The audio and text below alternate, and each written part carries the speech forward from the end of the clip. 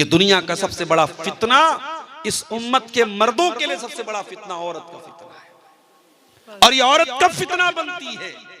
जब इस्लाम से दूर होती है, जब दीन से दूर होती है, जब बेहया होती है, जब बदचलन होती है, जब ये खूबसूरत कपड़े पहनकर मेकअप करके सज के संवर के अपने हुस्न की नुमाइश करती है, तभी औरत फितना बनती है। और यही औरत अगर इस्लाम के दायरे में रहे तो दुनिया की सबसे बड़ी नेमत बन जाती है।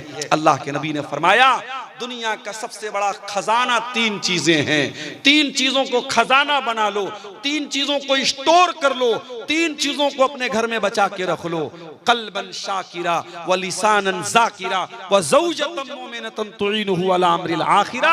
अपने सीने में ऐसा दिल पैदा कर लो जो अल्लाह का शुक्र अदा करने वाला हो, अपने मुंह में ऐसी जबान पैदा कर लो जो अल्लाह का जिक्र करने वाली हो, और ऐसी औरत अपने घर में लेके आ जाओ जो दीनदार हो और दीन में तुम्हारी मदद करे, दीन के कामों में तुम्हारी मदद करे। मेरे प्यारे साथियों, हजरत यूसुफ अलैहिस्सलाम को देखो, यूसुफ कहां पहुंच गए? जेल में पहुंच गए। जबकि हजरत यूसुफ नबी थे, बाप भी नबी थे, वो भी नबी थे, बहुत खूबसूरत थे हजरत यूसुफ अलैहिस्सलाम। लेकिन हालात देखो मेरे भाइयों, बेकसूर होने के बावजूद, बेगुनाह होने के बावजूद यूसुफ अलैहिस्सलाम जेल की काल कोठरी में पहुंच गए। और ये मत समझना कि जेल में जब वो पहुंच गए तो उसको वो मुसीबत समझ रहे थे, वो खुद अल्लाह से दुआ मांग रहे थे, अल्लाह मुझको जेल में पहुंचा दे।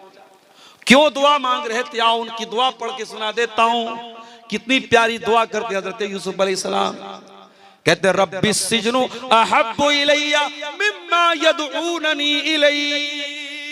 ऐ अल्लाह, ये औरतें, ये मिस्र की औरतें मुझसे गलत काम करवाना चाहती हैं। ऐ अल्लाह, ये अजीज मिस्र की बीवी मुझसे ज़िना करवाना चाहती है। ऐ अल्लाह, ये मुझसे गलत काम करवाना चाहते हैं। ऐ अल्लाह, रब्बिस सिजनु अहब्बु इलैया मिम्मा यदऊननी इलैहि। ऐ अल्लाह, ये औरतें मुझसे जो काम करवाना चाहती हैं उससे बेहतर तो ये है, ऐ अल्लाह मुझे तू जेल की काल कोठरी में डाल दे। व इल्ला तसरिफ अन्नी कैदहुन्ना अस्बु इलैहिन्ना व अकुम मिनल जाहिलीन। और ऐ अल्लाह, अगर तूने इनकी चाल को नाकाम नहीं किया, अगर तूने इन औरतों की चाल को नहीं फेरा, ऐ अल्लाह मैं झुक जाऊंगा इनकी तरफ, मैं माइल हो जाऊंगा इनकी तरफ, और मैं भी जाहिलों में से हो जाऊंगा। क्योंकि औरत की चाल से बचना बड़ा मुश्किल काम है, औरत के फरेब से बचना बहुत मुश्किल काम है।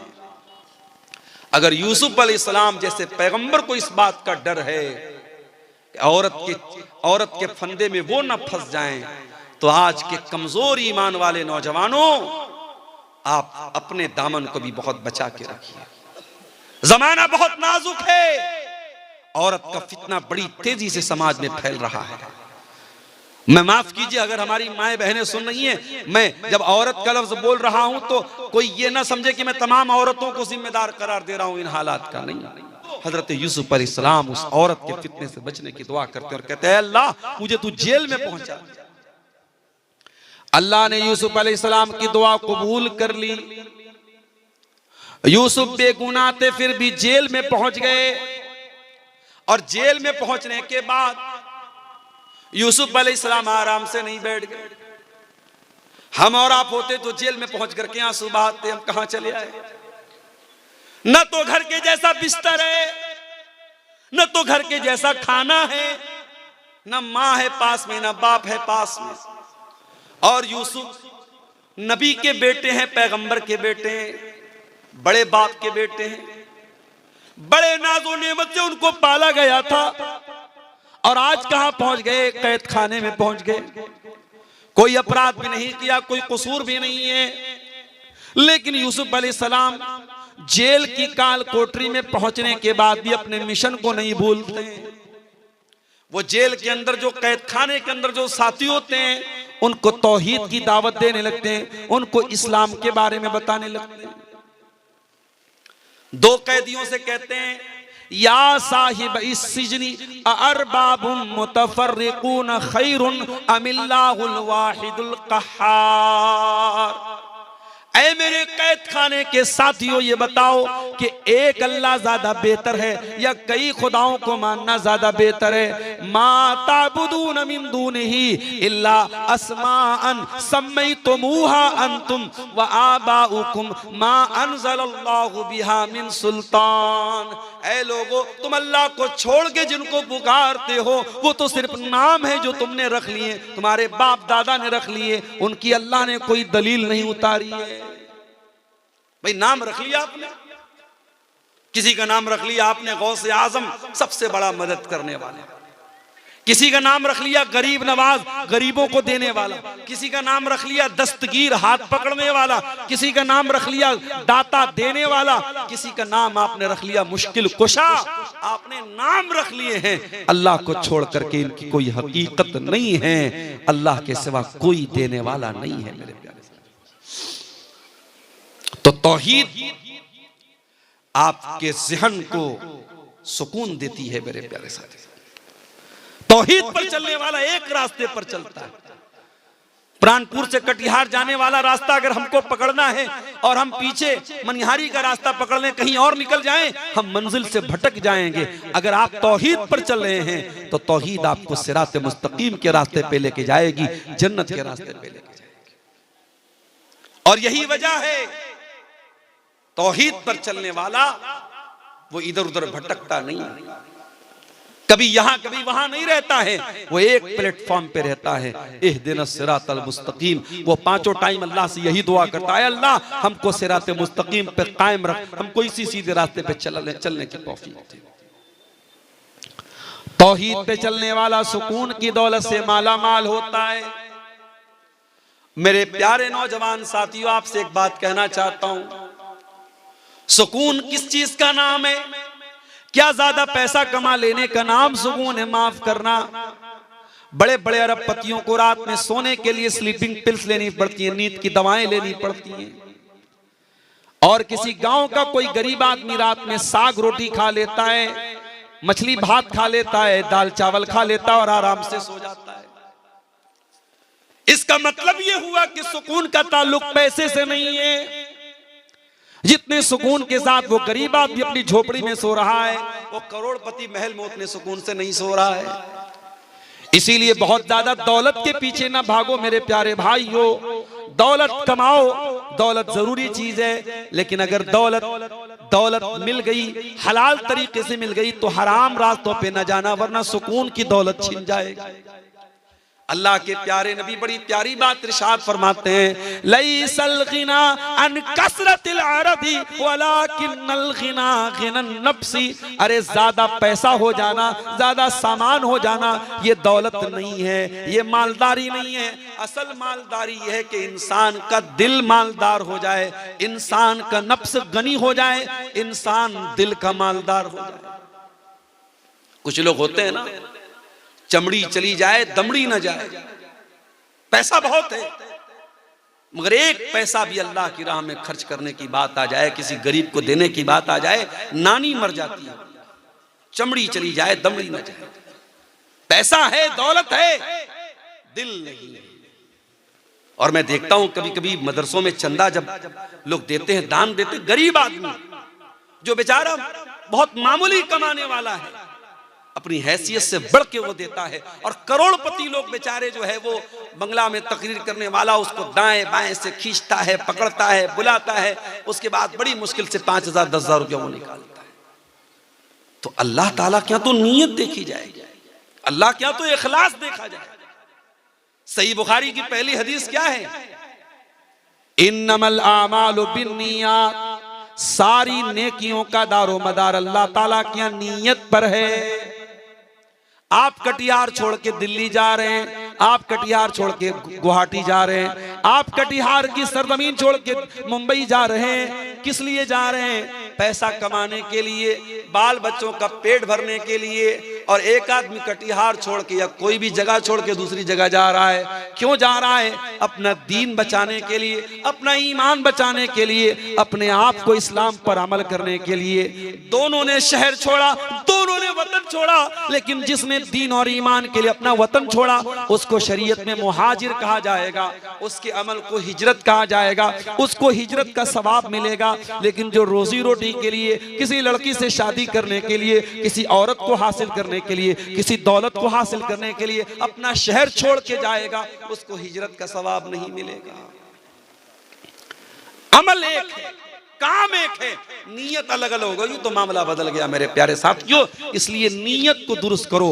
तौहीद आपकी नीयत को भी दुरुस्त करती है। अगर आपकी तौहीद पक्की होगी तो आप नमाज अल्लाह के लिए पढ़ेंगे, आप मदरसे में दान अल्लाह के लिए देंगे, आप गरीबों की मदद अल्लाह के लिए करेंगे, आप रोजा अल्लाह के लिए रखेंगे, आप हज करेंगे अल्लाह के लिए, आप ज़कात देंगे अल्लाह के लिए। अगर आपकी तौहीद पक्की है तो आपकी नीयत भी पक्की है। परसों जुमा का दिन है, फजर की नमाज में अगर आप पहुंचे, और उम्मीद है कि आप पहुंचेंगे, क्योंकि आप जलसे में अगर रात को 1-1:30 बजे 2 बजे तक जलसे में आप रह रहे हैं तो आपके अंदर दीन का बड़ा जज्बा है, बड़ा शौक है, तो आप फजर की नमाज भी जमात से जरूर पढ़ते होंगे इंशाअल्लाह। अगर आप जुमा के दिन फजर की नमाज में पहुंचे और इमाम साहब ने सुन्नत के मुताबिक पहली रकात में सूरह सजदा की तिलावत की और दूसरी रकात में उन्होंने सूरह दहर की तिलावत की, तो सूरह दहर में ये आयतें भी आप इमाम साहब के मुंह से सुनेंगे। इन्नमा नुतिमुकुम लिवजहिल्लाह व युतिमून अत्ताम अला हुब्बिही मिस्कीनन व यतीमन व असीरा। अल्लाह के नेक बंदे गरीबों को खाना खिलाते हैं, यतीमों को खाना खिलाते हैं, कैदियों को खाना खिलाते हैं। इन्नमा नुतिमुकुम लिवजहिल्लाह। और जब वो गरीबों को खाना खिलाते हैं तो इसलिए नहीं खिलाते कि फोटो खींच लें उनका। हम लोग भी कहीं जाते हैं जलसों में, प्रोग्रामों में, तो अब ये सेल्फी लेने वाले जो हमारे नौजवान हैं वो दस्तरखान पे भी जाके सेल्फी ले। मैं मना करता हूँ, भैया मत फोटो मत लो। ऐसे ही लोग उलमा को बदनाम करते, उलमा खाते बहुत हैं, मौलवी खाता बहुत है। और जब ये कहो कि भाई अपने बच्चे को मौलवी बनाओ तो कहते हैं खाएगा कहां से। बड़ी अजीब बात है। ऐसे तो बोलेंगे मौलवी खाता बहुत है, और बच्चे को आलिम बनाने की बात कहो तो बोलेंगे खाएगा कहां से। तो दस्तरखान पर भी हमारे फोटो लिए जा रहे हैं। क्यों साहब? स्टेटस पे लगाएंगे, मोबाइल पे लगाएंगे, फेसबुक पे डालेंगे, अब्दुल गफ्फार साहब देसी मुर्गा खा रहा है। एक जगह जलसे में अपनी बेटी को लेके चला गया। ये यूट्यूबर लोग, अल्लाह इनको माफ करे, इनको थंबनेल लगाना भी नहीं आता। नेपाल में एक जलसे में अभी गया अपनी बच्ची को लेके, तो एक यूट्यूबर ने थंबनेल लगाया, अब्दुल गफ्फार सलवी अपनी बेटी को ले गया, जलसा में ले गया, तकरीर में ले गया। अरे भाई ले गए बोल दो भाई, क्या मतलब जबान ऐसी हो चुकी है कि वो समझ में नहीं आता कि उनको हिंदी में क्या लिखना चाहिए। तो खाना आदमी खा रहा है, उसका भी लोग फोटो ले रहे हैं। फोटो ठीक है, मैं उसको हराम नहीं मानता, लेकिन बिला वजह बिला जरूरत आप कम से कम उलमा को खाने के टाइम तो बख्श दो भाई। आदमी खाना खा रहा है, उसकी क्या पोजीशन है, किस हालत में वो मुंह बनाए हुए, आप उसी हालत में फोटो ले रहे हो। मैं बहुत सख्ती से मना करता हूं कि भाई फोटो कम से कम खाना खाने के टाइम तो फोटो मत। कई बार ऐसा होता है जलसा तकरीर करके मुझे निकलना है, फौरन ट्रेन पकड़नी है, भागना है, मौलाना एक सेल्फी लेना है, मौलाना एक। अबे तुम्हारी सेल्फी के चक्कर में भाई मेरी ट्रेन छूट जाएगी। तो फोटो लेने का, सेल्फी लेने का बड़ा शौक है। तो बात ये किससे निकली? खाने से बात निकली। अल्लाह के नेक बंदे खाना खिलाते हैं गरीबों को, लेकिन जब खाना खिलाते हैं तो थैंक यू सुनने के लिए नहीं, जज़ाकल्लाह खैर सुनने के लिए नहीं, शुक्रिया सुनने के लिए नहीं। कहते इन्नमा नुतिमुकुम लिवजहिल्लाह, हम तुम्हें अल्लाह ताला की रजा के लिए खाना खिला रहे हैं। ला नुरीदु मिनकुम जज़ाअन वला शुकूरा, हमें तुमसे कोई बदला नहीं चाहिए, हमें तुमसे कोई शुक्रिया नहीं चाहिए। इन्ना नखाफु मिर रब्बिना यौमन अबूसन कमतरीरा, हम तो अल्लाह के अजाब से डरते हैं, हम तो कयामत के दिन से डरते हैं, और इसलिए हम तुमको खाना खिला रहे हैं। मेरे प्यारे भाइयों, तौहीद में मजबूत हो जाओगे तो नीयत भी अच्छी हो जाएगी। मदीना में एक आदमी का इंतकाल हो गया। इंतकाल के बाद जब उनको जनाजे के लिए उनको जब नहलाया जाने लगा, जब उनको मैयत को गुस्ल दिया जाने लगा, उनकी पीठ के ऊपर बड़े बड़े मोटे मोटे निशान पाए गए बोरे के। नहलाने वालों ने कहा ये तो बहुत बड़ी हस्ती थी, ये तो अल्लाह के नबी के अहले बैत में से थे, अल्लाह के रसूल के घर वालों में से थे, ये तो नबी के नवासे के बेटे थे। नवासे के बेटे को क्या बोलेंगे? हमारे यहाँ पर नवासा बोलते हैं। आप क्या क्या बोलते हैं? पर नवासा ही बोलते हैं। नबी के पर नवासे हैं, ये नवासे के बेटे हैं। अली इब्ने हुसैन उनका नाम था। उनको गुस्ल दिया जा रहा है और पीठ पर मोटे मोटे बोरे के निशान। नहलाने वालों ने लोगों से पूछा क्या मामला है, इनकी पीठ पर ये निशानात कैसे हैं? बात उड़ते उड़ते मदीना में फैल गई।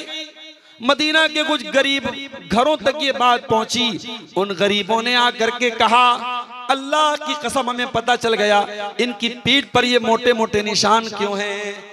कहा महीने की पहली तारीख आती थी, हर महीने की पहली तारीख को हमारे घर का महीने भर का राशन अल्लाह का कोई नेक बंदा बोरे में भर के अपनी पीठ पे लाद के महीने की पहली तारीख को हमारे घरों पे पहुंचा दिया करता था। रात के सन्नाटे में वो आता था, हमें पता भी नहीं चलता था वो अनाज लाने वाला कौन है, वो राशन लाने वाला कौन है। और ऐसा एक नहीं कई परिवारों के साथ ऐसा हो रहा था, कई फैमिली के साथ ऐसा हो रहा था। आज अली बिन हुसैन की पीठ पर पाए जाने वाले इन निशानों ने उनकी छुपी हुई नेकी को आम कर दिया। जिस नेकी को उन्होंने जिंदगी भर छुपा करके रखा, आज उनकी नेकी दुनिया के सामने आ गई और दुनिया को पता चल गया कि मदीना के उन गरीब परिवारों को खाना पहुंचाने वाला, राशन पहुंचाने वाला और अनाज पहुंचाने वाला कोई और नहीं, नबी के अहले बैत का एक फर्द था, अली बिन हुसैन। ये इखलास होता है मेरे प्यारे साथियों, तौहीद की बरकत से आपके अंदर इखलास आता है। अगर आप तौहीद में पक्के हो जाएंगे, अल्लाह ताला आपको सुकून की दौलत भी देगा। वही सुकून जिस सुकून को तलाश करने वाले आज कहां कहां तलाश कर रहे हैं।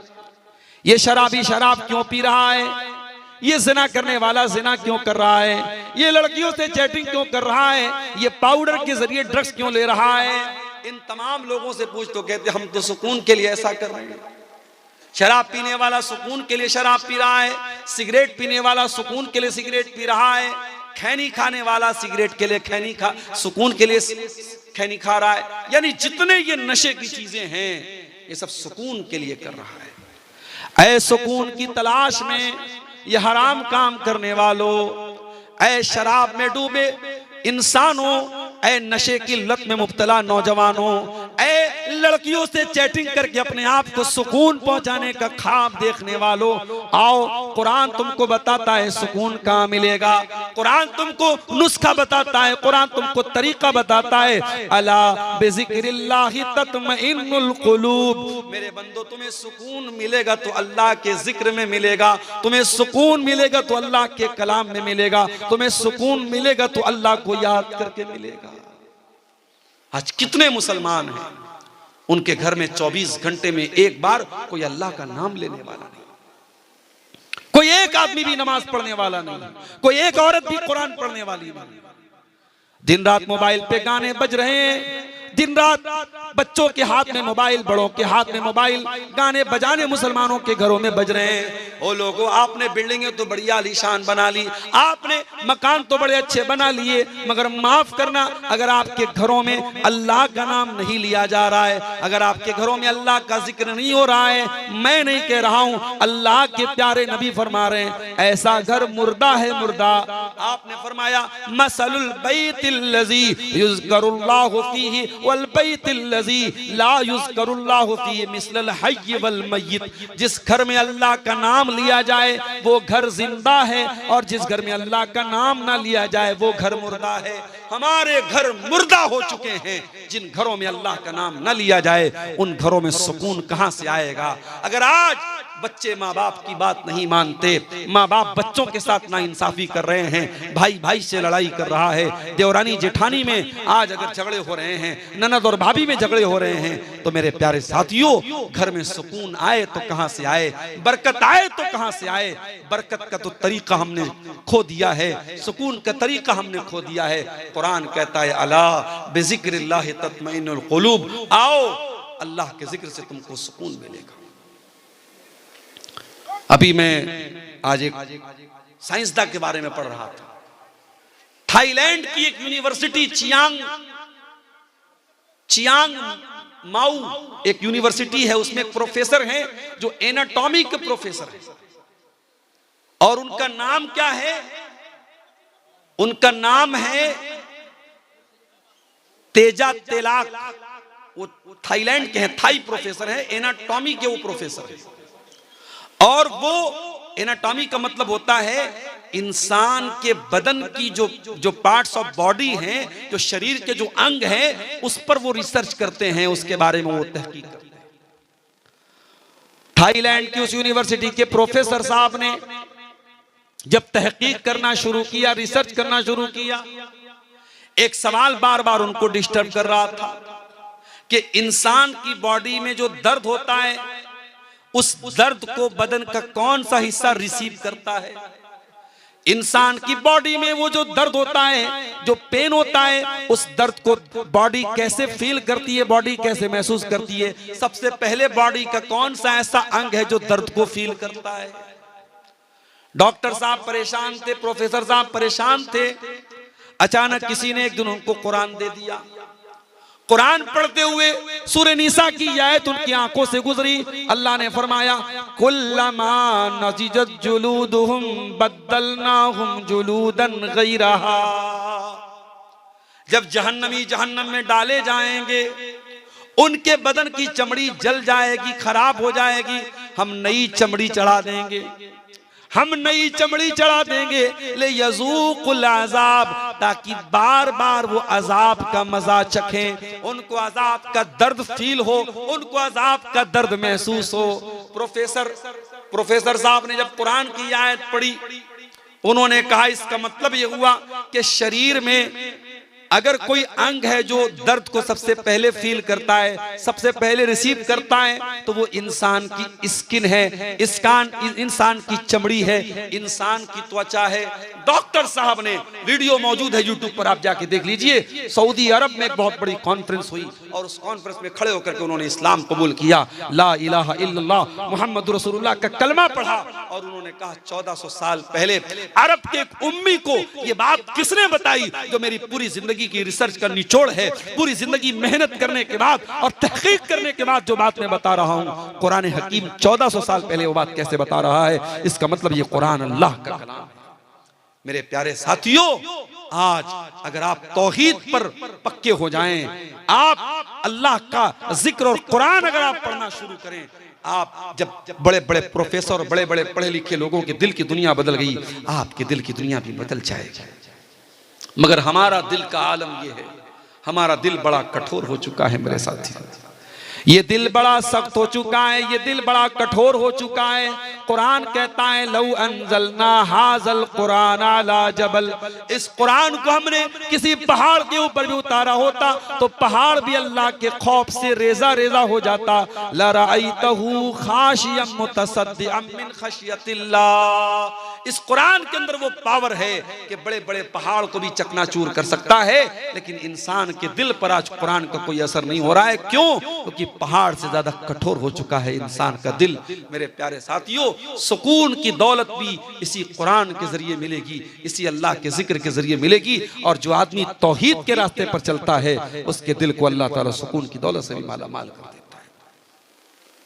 मूसा अलैहिस्सलाम को देखिए, बनी इस्राइल को लेके जा रहे हैं, फिरौन को पता चला, फिरौन ने पीछा किया, सामने दरियाए कुलजुम आ गया।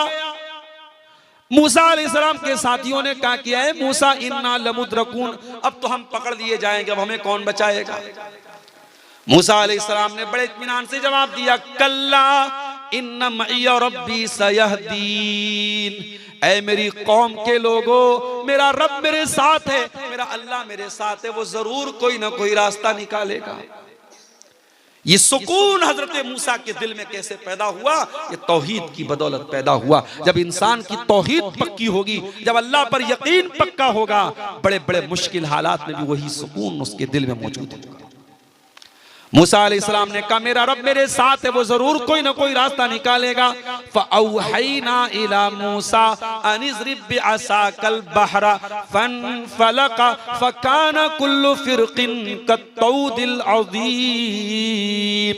अल्लाह फरमाता है हमने मूसा से कहा ऐ मूसा तू पानी के ऊपर अपने आसा को, अपनी लाठी को मार दे, पानी फट जाएगा और दोनों तरफ पानी रुक जाएगा और बीच में रास्ता बन जाएगा। पानी के ऊपर कभी रास्ता बनते देखा या?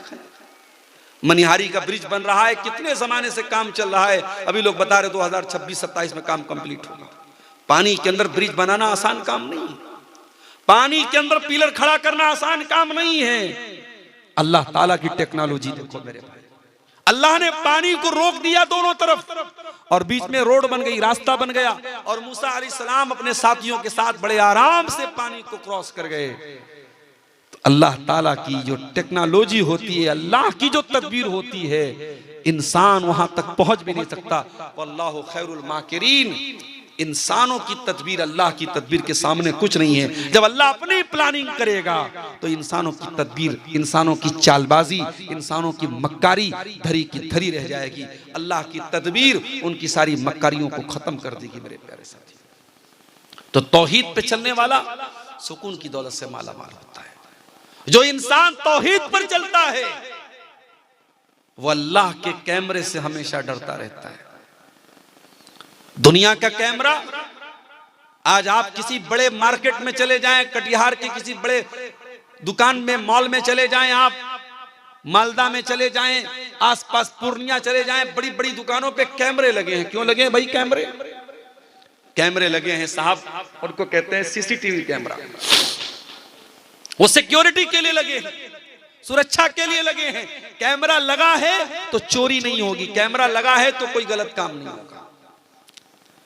जो इंसान तौहीद पर चलता है उसे अल्लाह ताला के कैमरे का डर सबसे ज्यादा होता है, क्योंकि इंसान का बनाया हुआ कैमरा तो फेल भी हो सकता है। इंसान के बने हुए कैमरे में जो चीजें रिकॉर्ड हो रही हैं उनका टाइम होता है, 1 महीना तक रिकॉर्ड होंगी, 6 महीने तक रिकॉर्ड होंगी, 1 साल तक रिकॉर्ड होंगी, उसके बाद वो फाइल डिलीट हो जाएगी, खत्म हो जाएगी। लेकिन अल्लाह ताला का जो कैमरा चल रहा है, फरमाया व इन्ना अलैकुम लहाफिज़ीन किरामन कातिबीन यालमून मा तफअलून। मेरे बंदो, हमने तुम्हारे आमाल को रिकॉर्ड करने के लिए फरिश्तों को लगा दिया है, वो तुम्हारी एक एक एक्टिविटी को रिकॉर्ड कर रहे हैं और जो कुछ तुम कर रहे हो मेरे फरिश्ते रिकॉर्ड कर रहे हैं। और फरिश्तों की जो ये रिकॉर्डिंग हो रही है ये डिलीट होने वाली नहीं है, ये बंद होने वाली नहीं है मेरे प्यारे साथी। जो इंसान तौहीद पे चलता है उसे अल्लाह की पकड़ का डर होता है कि अल्लाह ताला से बच के कहां जाएंगे। यही वजह है हजरत लुकमान अपने बच्चे से कहते हैं या बुनैया इन्नहा इन तकुम मिस्काला हब्बतिन मिन खरदल। ऐ मेरे बच्चे, अगर एक राई के दाने के बराबर भी कोई चीज होगी, फतकुन फी सखरा, और किसी चट्टान के अंदर वो चीज छुपी हुई होगी, औ फी समा, आसमानों में कहीं होगी, औ फिल अर्ज़ी, या जमीन पे कहीं होगी, याति बिहल्लाह, अल्लाह ताला राई के दाने के बराबर चीज को भी सामने ले आए। अल्लाह के नबी के पास एक सहाबी आए, कहा अल्लाह के रसूल, मेरे कुछ गुलाम हैं, मेरे साथ बदतमीजी करते हैं, मैं कभी कभी मार देता हूं, बुरा भला कह देता हूं। अल्लाह के रसूल, क्या मेरी पकड़ होगी अल्लाह के यहां? अपने गुलामों को अगर मार दिया, पीट दिया, बुरा भला कह दिया, क्या मेरी पकड़ होगी अल्लाह के यहां? अल्लाह के नबी ने कुरान की आयत पढ़ी, वनज़उल मवाज़ीनल क़िस्त लियौमिल क़ियामा, हम कयामत के दिन इंसाफ का तराजू रखेंगे, फला तुज़लमु नफ्सुन शैया, और कयामत के दिन अल्लाह के तराजू पर किसी के साथ कोई अन्याय नहीं होगा। व इन कान मिस्काला हब्बतिन मिन खरदलिन अतैना बिहा, और एक राई के दाने के बराबर भी अगर तुम्हारा कोई अमल होगा अल्लाह के तराजू पर सामने आ जाएगा। व कफा बिना हासिबीन, मेरे बंदो, जब हम हिसाब लेंगे तो पूरा पूरा लेंगे। अल्लाह के नबी ने कुरान की आयत पढ़ी और कहा कि ऐ मेरे सहाबी, आप अपने गुलामों को जो मारते हैं, पीटते हैं, जो बुरा भला कहते हैं, उसको कैलकुलेट किया जाएगा, उसको नापा जाएगा, उसको तौला जाएगा। अगर आपके गुलामों की जो बदतमीजी है, आपके गुलामों की जो नाफरमानी है, अगर वो ज्यादा निकली और आपकी सजा कम निकली, तो आपको उनकी नेकी मिल जाएगी, आपके गुनाह कुछ कम हो जाएंगे। लेकिन अगर आपने अपने गुलामों को जो सजा दी है, जो मारा है, जो पीटा है, अगर आपकी सजा ज्यादा है और आपके गुलामों की गलती कम है, तो फिर उनके गुनाह आपके ऊपर लादे जाएंगे और आपको अपनी नेकियों से हाथ धोना पड़ेगा। अल्लाह। सहाबी एक कोने में जाके रोने लगे, बड़ी देर तक रोते रहे, आंसू बहाते रहे और रोते हुए कहने लगे, अल्लाह के नबी, इन्नी उशहिदुका अला अन्नहुम अहरार। अल्लाह के नबी, इतना बड़ा खतरा मैं मोल नहीं ले सकता, अपने गुलामों को मैं मार रहा हूँ, पीट रहा हूँ, अगर इसके बदले कयामत के दिन मुझे उनके गुनाह मेरे ऊपर लाद दिए जाएं और मेरी नेकियों से मुझे हाथ धोना पड़े, मैं इतना बड़ा रिस्क नहीं ले सकता, मैं इतना बड़ा खतरा मोल नहीं ले सकता। अल्लाह के नबी, मैं आपको गवाह बना के कहता हूँ, मैं अपने सारे गुलामों को आजाद कर रहा हूँ। अल्लाह अकबर। ये होती है तौहीद की बरकत। जब इंसान तौहीद पे चलता है, उसके दिल में अल्लाह का डर होता है कि मुझे अल्लाह को हिसाब देना है। और जब तौहीद पर नहीं चलता है, जब अल्लाह का कोई डर नहीं होता है, तो चोर बन जाता है, बेईमान बन जाता है, करप्ट बन जाता है, भ्रष्टाचारी बन जाता है। मेरे प्यारे साथियों, हजरत अब्दुल्लाह इब्न उमर को देखो, सफर में जा रहे हैं, प्यास लगी, भूख लगी, एक चरवाहा उनको मिला, देखा चरवाहे के साथ बकरियां बहुत सारी हैं, कहा कि है मेरे भाई, किसी बकरी का दूध पिला दे, मैं कीमत दे देता हूं, पैसा दे देता हूं। चरवाहा बोला कि नहीं, ये बकरियां मेरी नहीं है, मेरे मालिक की है, मुझे सिर्फ बकरी चराने को बोला गया है, मैं किसी बकरी का दूध आपको नहीं पिला सकता। अब्दुल्लाह इब्न उमर को बड़ी हैरत हुई, ये चरवाहा आदमी है, गुलाम है, इसको इतनी अकल है, इतना शऊर है कि मैंने बकरी का दूध मांगा, ये नहीं दे रहा है, कह रहा है मेरे मालिक की बकरी है। उन्होंने आजमाने के लिए, उसका इम्तिहान लेने के लिए कहा, ऐ चरवाहे, एक काम कर दो, अपनी बकरियों में से एक बकरी मुझको दे दे, मैं तुझको उसकी कीमत दे देता हूं। मालिक पूछे तो बता देना कि बकरी को भेड़िया लेके चला गया, भेड़िया आया तो एक बकरी को लेके चला गया, मालिक तुझे कोई सजा नहीं देगा और तुझे पैसे भी मिल जाएंगे, तेरा भी काम बन जाएगा, मेरा भी काम बन जाएगा, मैं बकरी का दूध दूह लूंगा, जरूरत पड़ी तो ज़बा कर लूंगा, मेरा भी फायदा, तेरा भी फायदा। चरवाहे ने कहा, बहुत अच्छे, बहुत अच्छे, बहुत अच्छा ऑफर पेश किया आपने। अब्दुल्लाह इब्न उमर, आपका ऑफर बुरा नहीं है, आपका ऑफर बहुत अच्छा है, आप भी खुश, मैं भी खुश, मालिक भी खुश, बस मुझे एक सवाल का जवाब दे दीजिए, फ़अैन अल्लाह, अल्लाह को क्या जवाब दूंगा?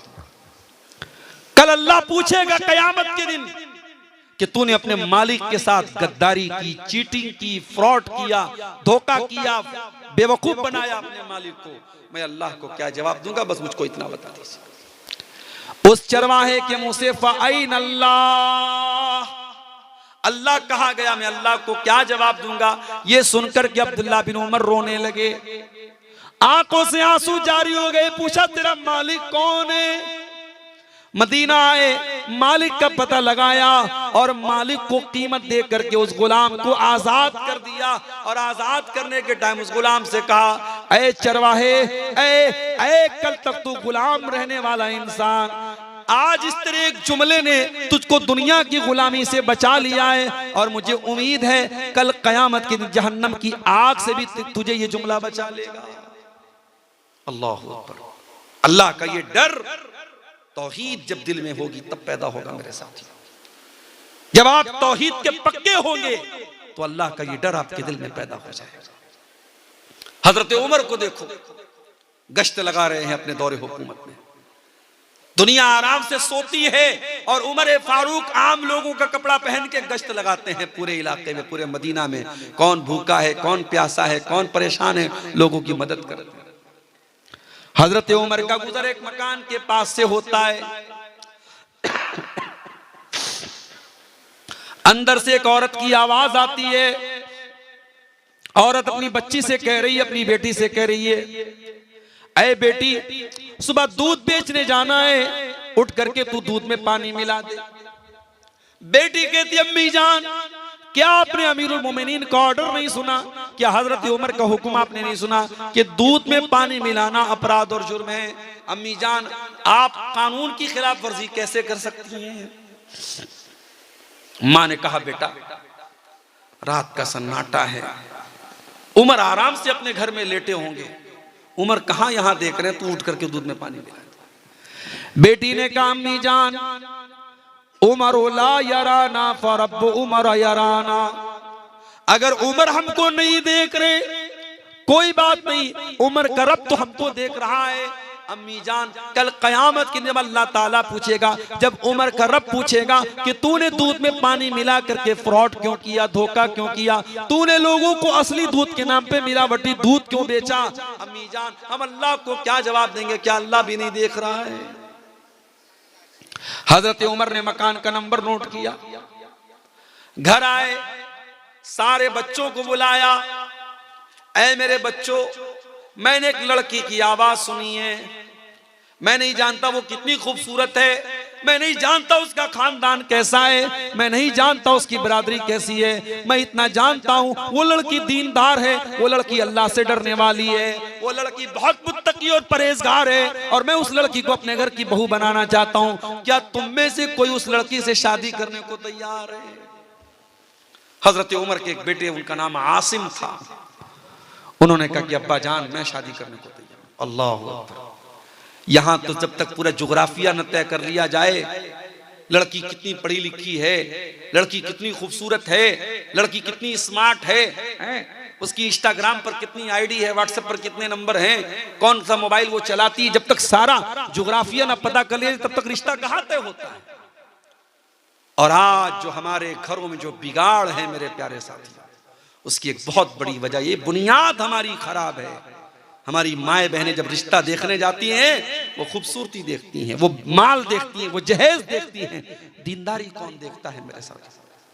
दीनदार बच्चियां घरों में बैठी हैं, कोई रिश्ता पूछने वाला नहीं है। अगर उनकी शक्ल सूरत कुछ कम है, कुछ 19 है, कुछ रंग सांवला है, बहुत दीनदार है, बहुत अच्छी है, बहुत नमाजी है, बहुत इल्म वाली है, उनके रिश्ते अच्छे नहीं मिल रहे हैं। और जो बदचलन भी है, बेहया भी है, बेशरम भी है, लेकिन खूबसूरत है, उसके रिश्ते फौरन मिल जाते हैं। मेरे प्यारे भाइयों, जब आपने खूबसूरती को मेयार बनाया है, जब आपने रंग को मेयार बनाया है, जब आपने हुस्न को मेयार बनाया है और दीन को साइड रख दिया है, तो फिर रोते क्यों हो? फिर रोने की क्या जरूरत है? आपने जो बोया है वही काट रहे हो। जब आपने खूबसूरत बहू लाए हैं आप, अच्छा बहू आई, 1 साल के बाद माँ बाप कहते हैं हमारा बेटा तो हमारे हाथ से निकल गया। जरा बहू के कमरे में जाके देखो, बहू के कमरे में जो बेड है वो किसने दिया? ससुर ने दिया। अलमारी किसने दी? ससुराल से मिली। आपका बेटा जिस फ्रिज का पानी पी रहा है वो कहां से आई? ससुराल से आई। आपका बेटा जिस बुलेट पे घूम रहा है वो बुलेट कहां से आई? ससुराल से आई। गाड़ी ससुराल की, मसेरी ससुराल की, फ्रिज ससुराल की, अलमारी ससुराल की। जब तमाम आपके बेटे के कमरे में जो चीजें भरी हैं वो ससुराल की मिली हुई हैं, तो आज आप ये शिकायत क्यों कर रहे हैं कि हमारा बेटा हमारी बात कम मानता है, अपने सास ससुर की बात ज्यादा मानता है? अरे भाई, तो सही तो कर रहा है। आपका बेटा नमक हलाल कर रहा है, नमक हराम नहीं है। वो जिसका नमक खा रहा है उसका गुण गा रहा है।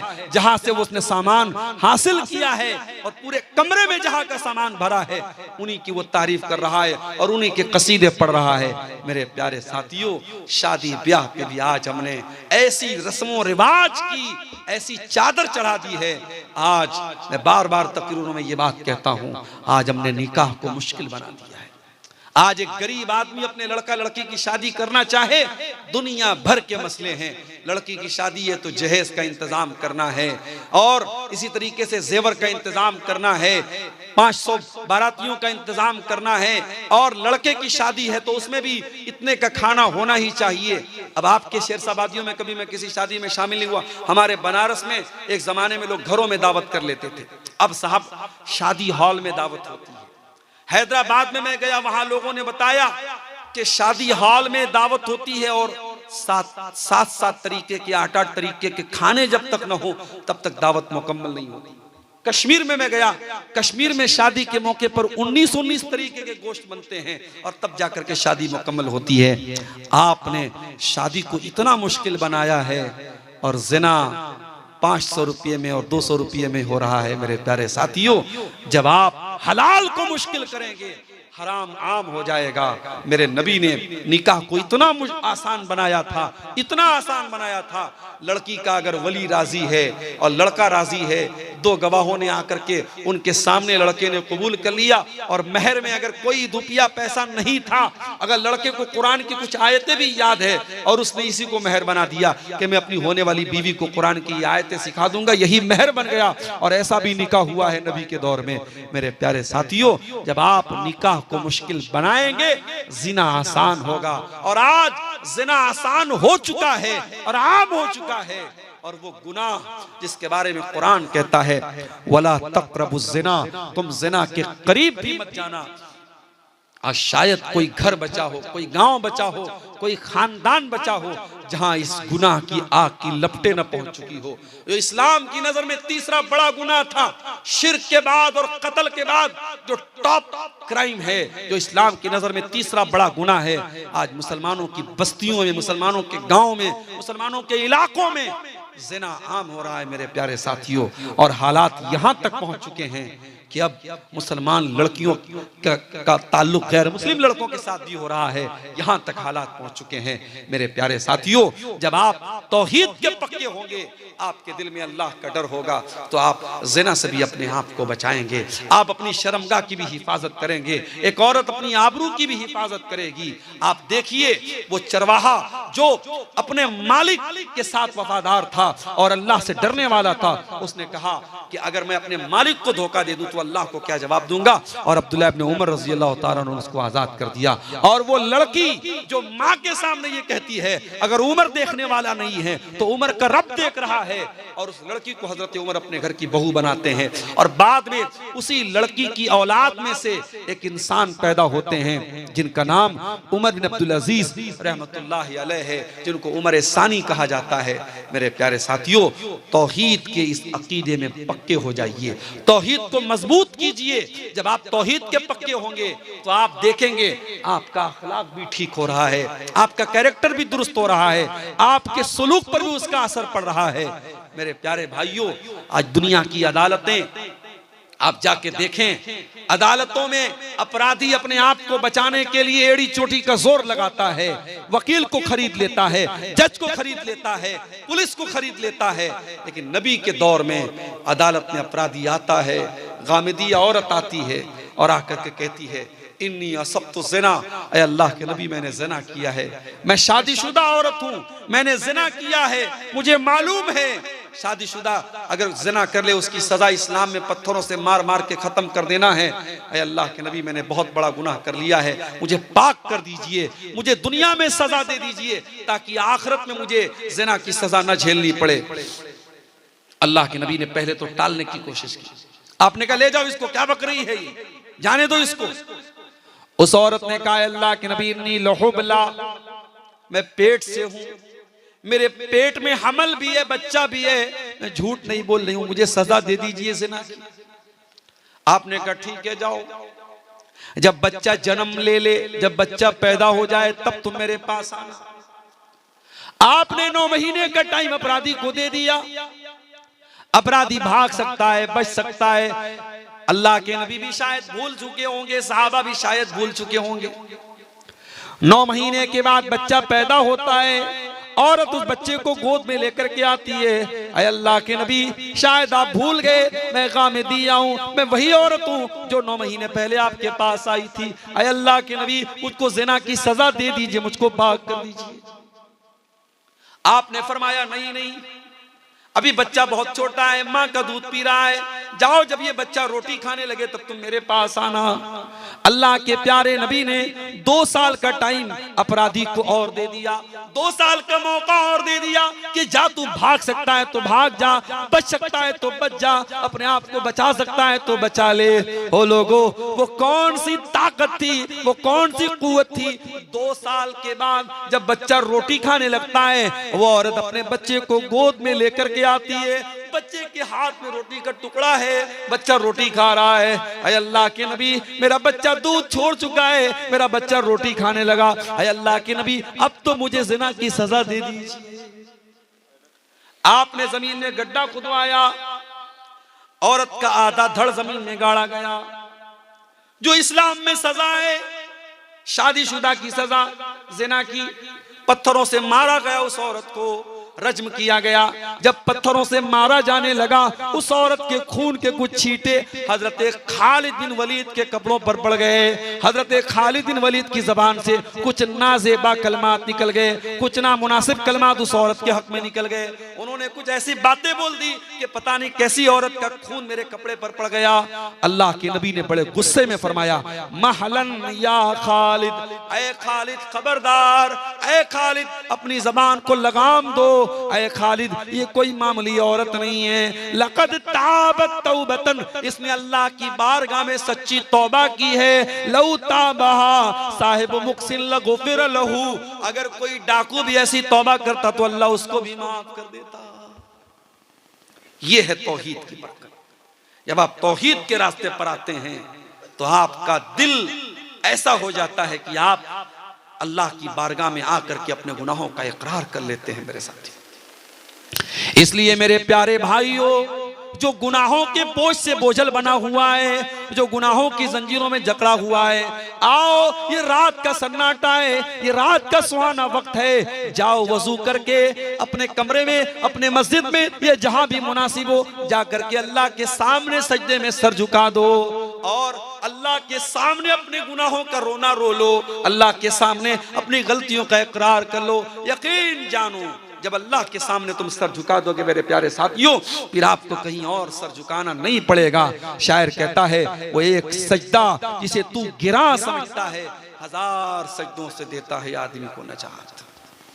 आज हमारे देश में इस तौहीद के खिलाफ भी बातें हो रही हैं, इस्लाम के खिलाफ भी बातें हो रही हैं, और ऐसा मैसेज दिया जा रहा है, ऐसा नैरेटिव गढ़ा जा रहा है कि इस्लाम का मानने वाला सबसे घृणा करता है, सबसे नफरत करता है। माफ कीजिएगा, तौहीद नफरत नहीं सिखाती है, तौहीद इंसानियत सिखाती है। इस्लाम की नजर में कोई पैदाइशी एतबार से ऊंचा नीचा नहीं है। दूसरे मजहब वालों के यहां किसी के बारे में यह अकीदा है कि वो साहब वो उनके भगवान के सर से पैदा हुआ है, कोई पेट से पैदा हुआ है, कोई पैर से पैदा हुआ है, कोई निचली जाति का है, कोई ऊंची जाति का है। ये उनका अकीदा है, उनकी बिलीफ है, उनकी आस्था है, मैं उस पर कोई कमेंट नहीं करता। मगर इस्लाम क्या कहता है? या अय्युहन्नास इन्ना खलकनाकुम मिन ज़करिन व उन्सा व जअलनाकुम शुऊबन व क़बाइल लितारफू इन्न अक्रमकुम इंदल्लाहि अत्क़ाकुम। हे मानव जाति, हे इंसानों, तुम एक माता पिता की संतान हो, आदम की औलाद हो, हव्वा की औलाद हो। हाँ, तुम्हारे कबीले अलग अलग है, तुम्हारे खानदान अलग अलग हैं। कोई शेरशाबादी है, कोई अंसारी है, कोई शेख है, कोई बंगाली है, कोई बिहार का रहने वाला है, कोई कुरैशी है, कोई उस्मानी है, कोई कुछ है। ये खानदान अलग अलग हैं, ये बिरादरियां अलग अलग हैं। ओ लोगों, ये बिरादरियां इसलिए नहीं है लितारफू, ताकि तुम एक दूसरे को अपने से ऊंचा समझो। नहीं, ये बिरादरियां तो पहचान के लिए हैं, ये बिरादरियां तो तुम्हें एक दूसरे को जानने के लिए हैं। इन्ना करमकुम इंदल्लाहि अत्क़ाकुम, अल्लाह ताला क्या तुम्हारी मेरिट अगर बनेगी तो तकवा की बुनियाद पे बनेगी। अल्लाह क्या तुम्हारा दर्जा अगर तय होगा तो तकवा की बुनियाद पे होगा। आप कौन सी बिरादरी के हैं, कौन से खानदान के हैं, आपका बाप कौन था, अल्लाह क्या ये नहीं देखा जाएगा? अल्लाह के आपका तकवा आपकी मेरिट तय करेगा। मेरे प्यारे साथियों, हजरत नूह अलैहिस्सलाम का बेटा एक नबी का बेटा होने के बावजूद डूब गया। और शायर कहता है बगावत पर हुआ आमादा तो डूबे नूह का बेटा। यहाँ नामो नसब की बरतरी से कुछ नहीं होता। नबी का अपना चचा अबू लहब बहुत खूबसूरत भी था, बहुत गोरा चट्टा भी था, अब्दुल मुत्तलिब का बेटा था, हाशिम का पोता था, मालदार भी था। लेकिन उसने जब इस्लाम की मुखालफत की, जब तौहीद की मुखालफत की, क़यामत तक के लिए कुरान में उसके बारे में आयत नाजिल हो गई, तब्बत यदा अबी लहब व तब, अबू लहब के दोनों हाथ टूट जाए और अबू लहब बर्बाद हो जाए। मेरे प्यारे साथियों, इसलिए आप जब तौहीद के रास्ते पर चलते हैं तो तौहीद एक ऐसी चीज है जो आपको इंसानी भाईचारा भी देती है। इसलिए भारत में जो लोग ये गलतफहमी फैला रहे हैं कि इस्लाम नफरत को बढ़ावा देता है, नहीं, इस्लाम तो भाईचारे को बढ़ावा देता है। हाँ, इस्लाम ये जरूर सिखाता है कि सृष्टि करने वाले की इबादत करो, मखलूक की नहीं खालिक की इबादत करो, क्रिएशन की नहीं क्रिएटर की इबादत करो, जमीन व आसमान की नहीं जमीन व आसमान बनाने वाले की इबादत करो। दुनिया की और सारी मजहबी जो ताकतें हैं वो ये कहती हैं सब कुछ खुदा है, और इस्लाम ये कहता है सब कुछ खुदा का है, सब कुछ अल्लाह का है, सब कुछ अल्लाह की तरफ से है। और जब मरने वाला मरता है मुसलमानों के यहाँ तो हमें जुमला पढ़ते हैं इन्ना लिल्लाहि व इन्ना इलैहि राजिऊन, कि हम सब अल्लाह की प्रॉपर्टी हैं और हमें मर के अल्लाह ही की तरफ पलट के जाना है। मेरे प्यारे साथियों, तौहीद के कुछ समरात और तौहीद के ये कुछ फवायद मैंने आपके सामने बयान किए हैं। मैं उम्मीद करता हूँ कि आप इस जो मैसेज दिया गया है इस तकरीर में, तौहीद का जो दर्स आपके सामने रखा गया है, उसको आप अपने ज़हनों में उतारेंगे। हम अल्लाह से दुआ करते हैं रब्बुल आलमीन हमें कलमे तौहीद के तकाज़ों को समझने की तौफीक अता फरमा। रब्बुल आलमीन हमें मरते दम तक तौहीद पे चलने वाला बना दे। इलाल आलमीन हमें शिर्क व बिदअत से हमारी हिफाजत फरमा। ऐ अल्लाह, जिस इदारे के लिए आज का ये प्रोग्राम मुनक़िद हुआ है, इस अच्छा कब्रिस्तान के लिए, अल्लाह ताला इस कब्रिस्तान की तामीर या उसकी जो ज़मीन के लिए जो ताउन जिन लोगों ने किया है, अल्लाह उस ताउन को कबूल फरमाए। और जिन लोगों ने इसमें हिस्सा नहीं लिया है उनसे भी बड़े अदब से गुजारिश करूंगा जाते जाते, चूँकि कब्रिस्तान की ज़मीन भी आप अभी कल गाजीपुर में मेरा एक प्रोग्राम था, वहाँ लोगों के पास अपना कब्रिस्तान नहीं था तो लोग अपने घरों में ही अपने मुर्दों को दफन कर देते थे, और वहाँ पे बाकायदा कहीं कहीं कब्र के ऊपर मकान बना हुआ है। तो ये कब्र की भी बेहुरमती है और इंसानी लाश की भी बेहुरमती है। इसलिए मुसलमानों की बस्ती में कब्रिस्तान होना चाहिए, और कब्रिस्तान के लिए अगर ये प्रोग्राम हो रहा है तो बहुत अच्छा कदम है, और हमें और आपको जरूर इसमें अपना ताउन करना चाहिए। अल्लाह ताला हमारी नेकियों को कबूल फरमाए। जब तक हम दुनिया में जिंदा रहें, इस्लाम पर जिंदा रहें और हमारा खात्मा भी ईमान पर हो। रब्बना तक़ब्बल मिन्ना